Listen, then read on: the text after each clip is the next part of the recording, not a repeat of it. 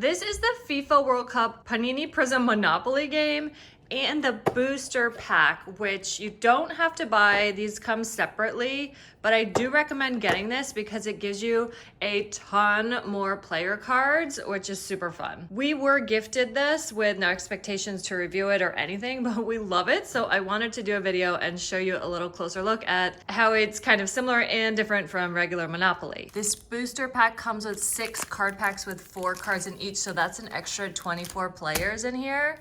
And the Monopoly game only came with 2 of those Prizm packs and 1 starter pack with 8 trading cards. So this gives you 6 extra packs. They've even got some historical players like Pele. But of course, Messi, the GOAT, of course he's in here. Over here is go to the bench. Actually, no, I don't want to. And then here's just visiting or on the bench. Okay. Over here is collect 4, FIFA World Cup 26, go! Instead of dollars and cash, you have these 1 and 5 point kind of tokens. And then instead of hotels and whatnot, you've got these historic World Cup games, and they are color-coded in sets just like regular Monopoly. And then when you land on one that's not owned, you have to buy it. The price is down here for your token.